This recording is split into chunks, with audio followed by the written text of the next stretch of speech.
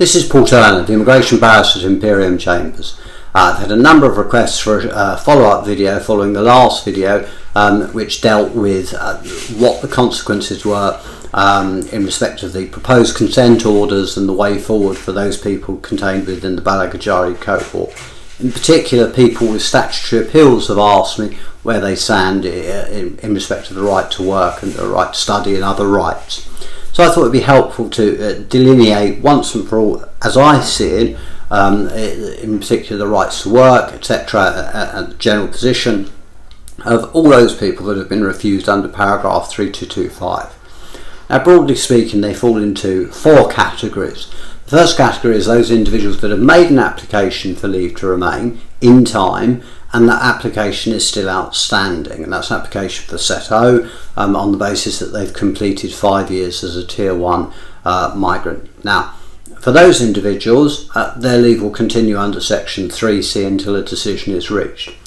And they'll carry on working. They might want to give consideration in respect to varying their application if they've got to 10 years to one of Set LR, because their leave will continue and their rights will continue, and it will probably be easier to win an appeal rather than waiting for the Secretary of State to get round to sending a further questionnaire, if that's what the Secretary of State intends to do. So they're the first group of people. They're quite easy to deal with. Now, the second group of people are the Balajigari cohort themselves. I've spoken about them before, so I won't spend too much time on them, but essentially they break down into three groups. There are those people that made in-time applications for leave to remain that were under Set O and were refused, did the admin review, were refused, lodged the judicial review, and found themselves wrapped up into the Balajigari cohort, either in the upper tribunal or perhaps in the Court of Appeal. Now, those people that made in-time applications, the effect of any consent order that quashes the decision will mean that their Section 3C leave will come back into existence, and then they will be able to enjoy all the benefits that they had before as a Tier 1 migrant. It will be as if the decision had never taken place. So they're in the ideal position as far as it goes in law, as to persuading an employer that you're employable and you should be entitled to work, or that you can carry on conducting your business as a Tier 1 migrant. That might be a different different story, but that's not the purpose of today's video. Second group are those individuals who had been refused, but within the grace period of 14 or 28 days had made a subsequent application, which was then refused. There was the admin review process, and then they lodged their judicial review. Now, there's quite a few of those people. Now, for them, the Secretary of State is essentially offering the right to work, or giving the right to work and right to study, and no enforcement action will be taken whilst the reconsideration process is going on.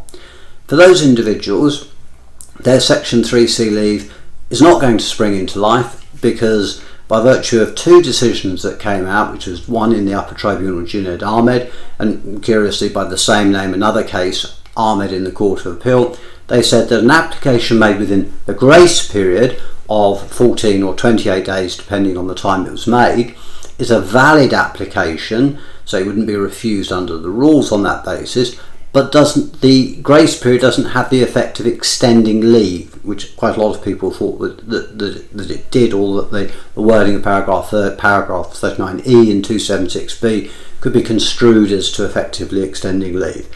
But the courts have quite heavily come down and said there is no leave. So it can be seen as being unfair or prejudicial, but I do not see that the Home Office are likely to reinstate Section 3C leave for individuals in that group, as the Home Office would probably argue that opens the door to anyone who's made an out-of-time application getting Section 3C leave back if the Secretary of State is reconsidering. So I don't really think that they're going to do much better than getting the right to work, a reconsideration, the decision quashed, and obviously getting the costs of bringing the proceedings back. As I say, if you have any special reasons, this goes for anyone, as to why you should jump the queue or be seen first, such as children, ill health, need to travel, extreme financial difficulty, speak to your lawyer and get them to put that to the Home Office. As a pause there, if you have any concerns around any of this matter, you must speak to a lawyer. immigration law is very, very complex, and in particular this area. And so I would say speak to someone who is fully aware of all of paragraph 3225 and the various consequences. Now the third group are in a particularly tricky position because they're individuals that have lodged a judicial review, either when they had leave or after the leave expired, and then for whatever reason they left the United Kingdom. Now, as far as I'm aware, the Secretary of State has not offered to bring them back to the United Kingdom after the quashing of the decision in order that they can fully participate in the reconsideration process. But as said, if they succeed in the reconsideration, then they'll be allowed back into the United Kingdom. Now I pause there because they're in a very much worse position than individuals that are in the United Kingdom. The allegation is one of essentially dishonesty, and people have had to, in my experience, to disprove the dishonesty, get detailed evidence from accountants showing that it was exactly why the accountant had erred, or if they have personal difficulties both in the United Kingdom and abroad, providing cogent medical or other evidence to do so. Now obviously that's going to be a lot harder if the individual is abroad.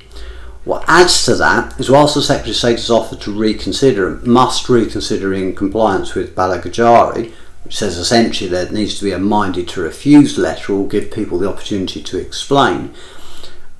We don't yet know how the Secretary of State is going to carry out that reconsideration process, whether that's going to be by way of an interview, whether it's going to be by way of a further questionnaire, whether it's going to be a period of time to provide evidence. We don't know. Obviously, individuals that are outside the United Kingdom are going to find it harder to collate their evidence or put their case. I would recommend that they use their current lawyer or that they get a lawyer and that they make sure that they actively get their lawyer to put their case as fully as possible. I cannot stress how important that is. Your lawyer needs to act as your proxy, and you need to be able to give clear instructions, and the lawyer needs to be able to understand them and act upon them. An alternative might be if you have a particularly complex case and your immigration history is otherwise very good, and if you've gone home, then that should stand you in better stead than individuals that have lodged judicial review proceedings and arguably have stayed in the country without leave whilst they've been continuing, as they're entitled to, as per the Home Office's policy of not removing individuals. Indeed, they've been vindicated by the decisions being quashed, so their decision to stay can't be seen, they can't be criticised for it in that regard, in my view. But individuals that have gone home and done what the Home Office have asked, in my view, ought not to be in a worse position than people that have stayed. And as I say, perhaps a visit visa application might be made on the basis that they want to get their evidence, and if they can point to the evidence, that should be explained. Again, that should be done with a lawyer, and it should be done properly and with as much information as possible. Otherwise, the Home Office are likely just to refuse the application. Now, the third type of distinct group are probably the most, in some ways, unfortunate.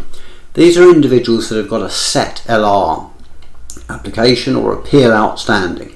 Now, the application has probably been refused if you're watching this on the basis of paragraph 3225, which is the same reason why the Secretary of State refused the SETO applications, and which led to the Balajigari litigation. However, the Secretary of State does not consider people that have made a SET-LR application to fall and have a statutory right of appeal to fall within the Balajigari cohort. Now, in my view, that seems manifestly unfair because those with the statutory right of appeal are entitled to be in the United Kingdom. They can't be removed, I think, by virtue of Section 78 of the Nationality, Immigration and Asylum Act 2002. So they're here pursuing an appeal lawfully through the First Tier Tribunal and possibly the Upper Tribunal. And yet individuals who've lodged a judicial review, which has a suspensive effect in some cases of stopping removal, but doesn't confer any leave, are allowed to work, but individuals with the statutory right of appeal are not allowed to work. Now, the refusals are predicated upon the same basis, an allegation of dishonesty. So it seems to me that they ought to be treated in roughly or broadly or equally in the same basis and allowed to work. Now, what I would suggest is that your lawyers contact, or you contact Capital House in Liverpool and explain the situation, or contact the caseworker dealing with the case, contact the Home Office generally, and express the fact that the refusal is essentially the same type of refusal as that in Balajigari, and that therefore you ought to be given the same rights as those people that fall within the Balajigari cohort. Otherwise, there seems to be a manifest unfairness, and perhaps if the Home Office unreasonably request the right to work, that there might be the application for judicial review on the basis of unfairness or discrimination. I only posit that as a possibility, rather than advising that be the case. Again, it's something that I might consider, in particular if the clients had like a family and there were children and there was financial suffering, and especially given the fact that the refusal is on the same basis as the people who have been given the right to work, even though that they have no real entitlement to be in the United Kingdom. And what I would do is to say, I would advise that when you do contact your lawyer, you give them all the information possible so as to make a compelling case in case the Home Office refuses you. The last group, probably the group I feel most sorry for, which are individuals who either had a judicial review dismissed prior to Balajigari and didn't pursue the matter further or couldn't pursue the matter further, individuals who have had a refusal and have been reviewed but haven't taken any further steps. I'm asked, well, what can they do? Well, they don't fall within the Balajigari cohort, they haven't got an in-time application, they don't fall within the Balajigari cohort, and they don't have a statutory right of appeal. Yet their decision, even if it's a year or a couple of years ago, is essentially an unlawful decision because it was reached on the basis of procedural unfairness. So they may have come against particularly an upper tribunal judge that couldn't be persuaded, or they may have thought that it was too expensive, or they may not have been able to afford to carry on the litigation. What would I advise those individuals to do? Again, the first thing I would say is see your lawyer, explain the facts of the case, talk through the individual circumstances of the discrepancies. Is there a plausible explanation? Can you get the evidence? Can you put forward a good case? And if you can, possibly write to the Secretary of State, or get your lawyers to write to the Secretary of State and ask for a reconsideration based upon the fact that the decision, that even though it's beyond the 3 months permitted for judicial review, has been found to be unlawful, and invite the Secretary of State to reconsider. If the Secretary of State does engage in a reconsideration process, then that would be a good thing. If the Secretary of State engages in a reconsideration process and produces a new decision, and that decision is adverse, then that might be susceptible to review as a new decision, as opposed to challenging something way out of time, which is likely to be knocked out by the courts and opposed vigorously by the Home Office. An alternative might be to make a further application for leave to remain based upon your private and family life, and stressing the fact that you shouldn't have been refused in the first place under paragraph 3225, and requesting or trying to seek a right of appeal so that the matter can come before the court. I have had cases where there have been a number of previous refusals on the basis of paragraph 3225, and then there's been a statutory right of appeal, and when the judge has actually got round to believing the individual and made a positive finding, it's been possible to get the Secretary of State to grant indefinite leave to remain on the basis that the judge's finding that there was no dishonesty undermines the previous refusals, notwithstanding that there's a break in the leave. And it's essentially the judge's decision makes it plain that the Secretary of State had erred in the earlier refusals. And in that, I'd rely on the case of Diva Sealand and the case of Deny, which is an old case, essentially turn the arguments that the Secretary of State usually runs, i.e. you had a previous appeal, so therefore you should lose, on its head by saying, well, look at the findings of the judge, that clearly undermines any earlier refusal. But it's going to be a lot harder for individuals that didn't do anything or whose judicial review was finally determined before Balajigari. So, wrapping everything up, and I've probably gone on for far too long, there are 4 groups of people. Those that have got in-time applications, and they might want to think about whether they qualify for CETLR and varying it in order to afford them a right of appeal.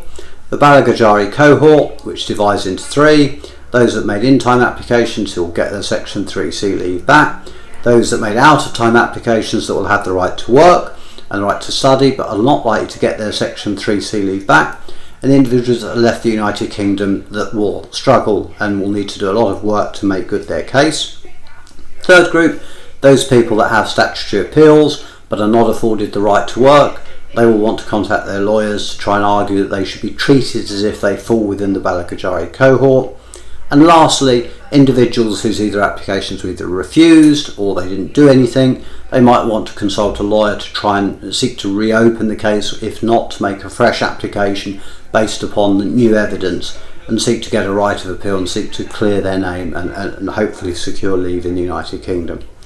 This has been a bit longer than normal, but I wanted to cover all the options, all the types of cases that fall under paragraph 3225. I think I've covered them all. If I haven't, please let me know, and I'm happy to provide further information. If you have an immigration problem or you're troubled by something to do with immigration, or a family member does, please do not hesitate to contact me, Paul Turner, the immigration barrister at Imperium Chambers on 0207 242 3488, clerks at Imperium Chambers, or my site, the Immigration Barrister. Thank you very much for watching. This has been Paul Turner, the immigration barrister at Imperium Chambers.